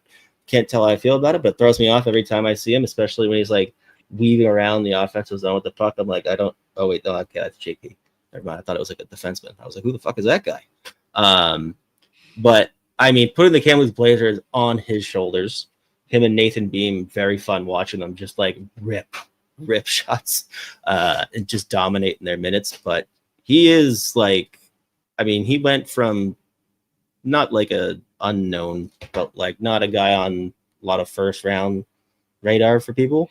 Comes in for, I mean, like the NHL Center Scouting did their first watch list and he's got an A rating. And again, he just started hot in the WHL and is like not slowed down whatsoever, but some dynamic playmaking ability, game breaker, and just like super smart. And again, reliable two-way game as well. So at this point, even if he slows down the production, I would be shocked to see him go outside like 15.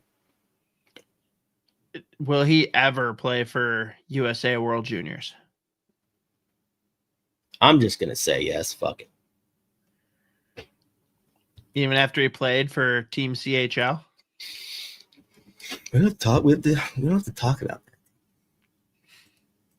He's fucking up. Like, he is just ridiculous, though. There's like watching. I went through again, like last week, I was like just watching all of his shifts on Instat. And I was just like, oh my God.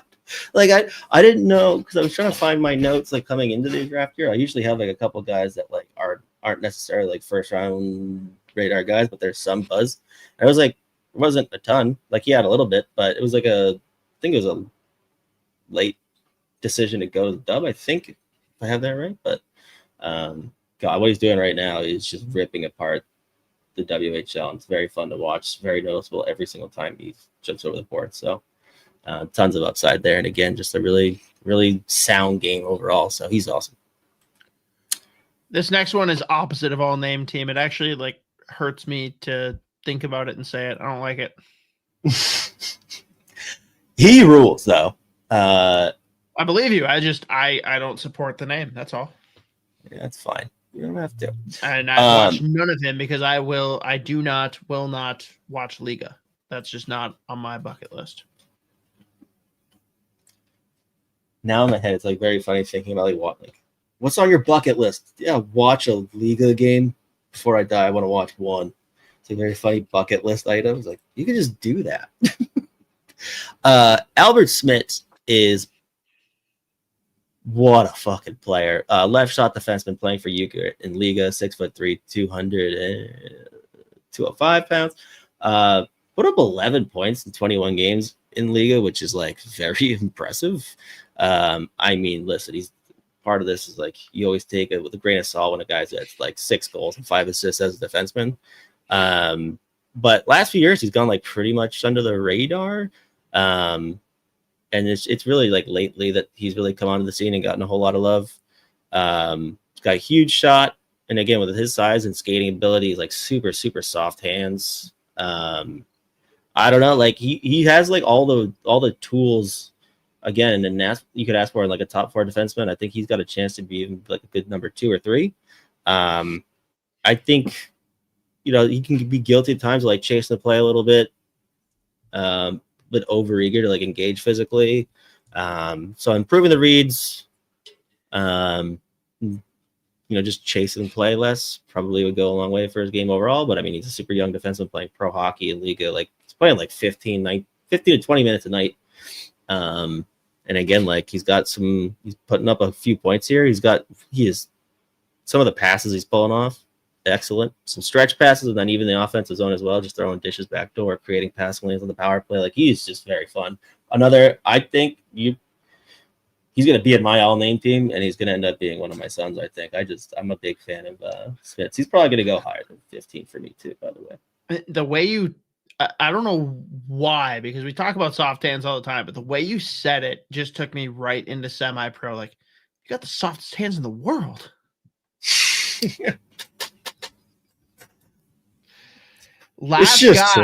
Last guy to wrap it up, another Liga player, heads my all-name team list currently. I have plenty of time to change my mind if I choose to. Juho Piparinen. What a fun name. Yeah, I mean, he's first round all-name team. And first round all-hockey team. Oh, yeah. I think Craig Button has him as high as 4. I think he might have put him at 4. Oh, yeah. All right. Again, another guy that when I look at him, I'm like surprised that he's listed at 6'1". I think it's probably because he's like over 200 pounds, but big right shot defenseman again, playing big minutes in Liga. Not like he's not going to be a guy that puts up a ton of points, obviously, but like just really, really sound defensive game. His straight line skating, he flies, like unbelievable speed. Like sometimes when he's just like retrieving pucks and then like rounding his own net to just like skate the puck up himself, it's just, I mean, he turns on the jets. But really good hands, solid passer. Again, he's not necessarily gonna like make a ton of plays. Like he's never going to be a guy that's like putting up like 30, 40, 50 points in the NHL, but really reliable game, really smart player, defending incredibly well against some big boys in Liga. On Tapara, who's a very good team in that league. So he's playing tons of pro minutes, really mature game, really advanced to like defensive reads, keeps a good gap, like decision making as far as like when he goes to physically engage, close gaps. He's almost always making the right decisions. So I think there's some more offensive runway, but I mean, again, not a guy that like he profiles like an offensive defenseman, but there's a ton of aspects of this game to like. I think, projecting out long term, it's like a really solid, reliable second pair guy that can chip in the occasional offense. But again, you're leaning on him for like the skating ability, defensive game, breaking pucks out with ease, and just kind of like playing a simple but like effective game. So really big fan of Piparinen. That rounds out 16. Now, curious for Smits, which it's like Hallquist, but like the opposite. Him and Piparinen are both neither going to be here in Minnesota in a month. Mm-hmm. Which? Oh, I think they'll. Yeah, they could probably both be there. Mm-hmm. I like that. When we do like the 17 through 32, it will be my boys. My boys are coming in hot from Sweden. 1, 2, 3, 4. I'll probably end up throwing like 2 more in there and taking some guys out. The one I'm just curious about, and you don't have to go deep into it. You're a lot lower than others that I've seen on Caleb Malhotra. Yeah. Just curious why. I don't need like a deep analysis. Yeah, I mean, like even before the year, I probably wouldn't have necessarily pegged him as like a first round guy, but he's just been impressive this year. Part of that's just playing on Brantford, but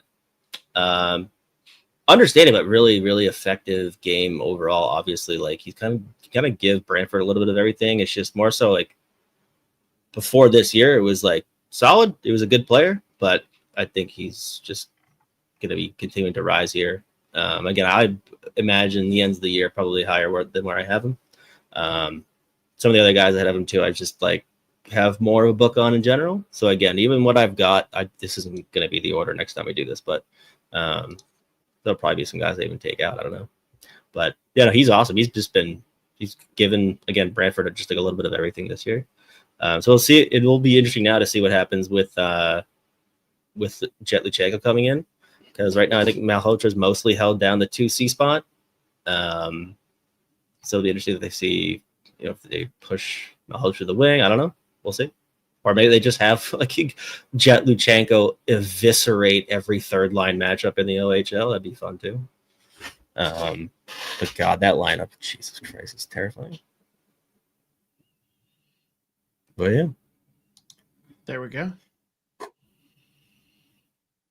Did it. I think at the end, once we are done talking about whatever we're supposed to talk about, at every episode, we're like, we did it. We did the thing. I think that's how every single conversation ends. And then we talk about bullshit. Each other though. Yeah. Then we talk about bullshit for like 10 minutes and eventually, oh my God, Jesus Christ, his fucking head dead. But yeah. Next week we'll round out the 17-32. Then for NHL stuff, it's worth just it'll be after Thanksgiving. We got to do the Thanksgiving stuff. review.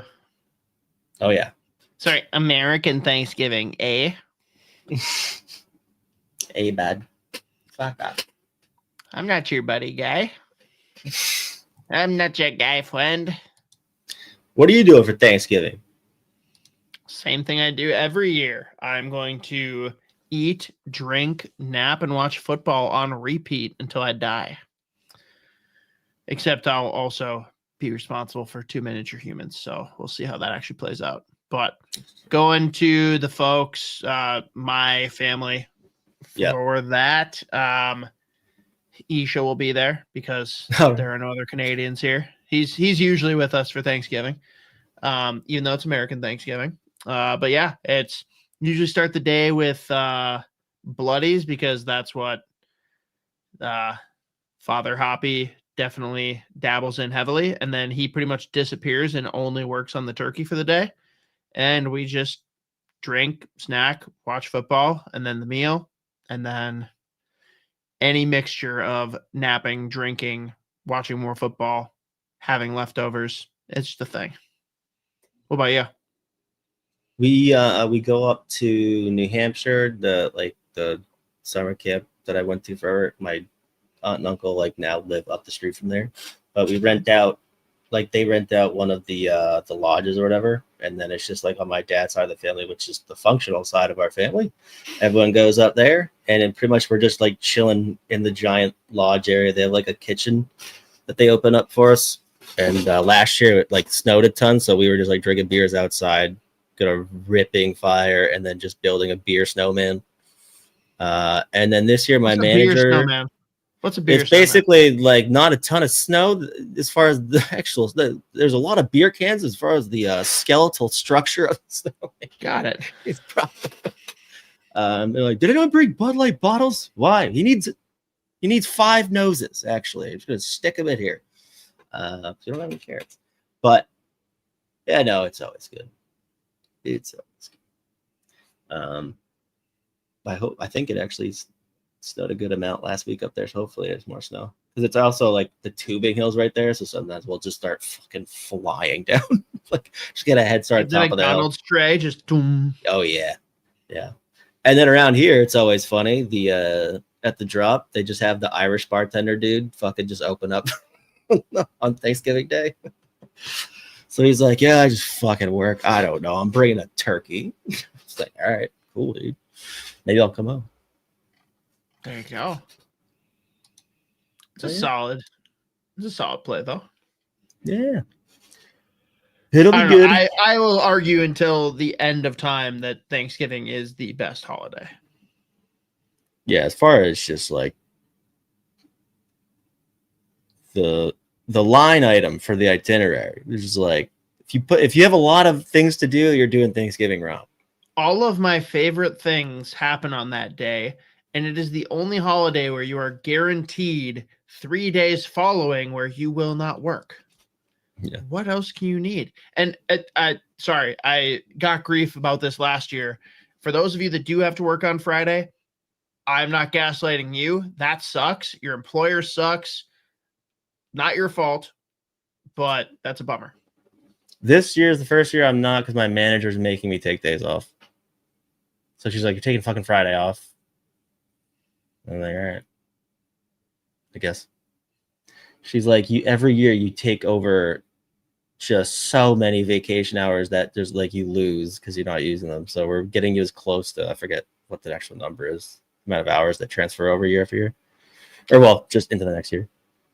So she's making me take time off. What a bitch. That's so rude of her. Oh man. Well, happy Thanksgiving to everybody. If your NHL team is not in the playoff picture when you open up the standings on Thursday, there is a 25% or it's a 25% flip rate. There's 4 teams that'll fall out, 4 that'll come in. Maybe you're among them. We will discuss next week thoroughly. I don't have a good quote to end on. I kind of burned mine already with, "You got the softest hands in the world." That could do it. Could do it.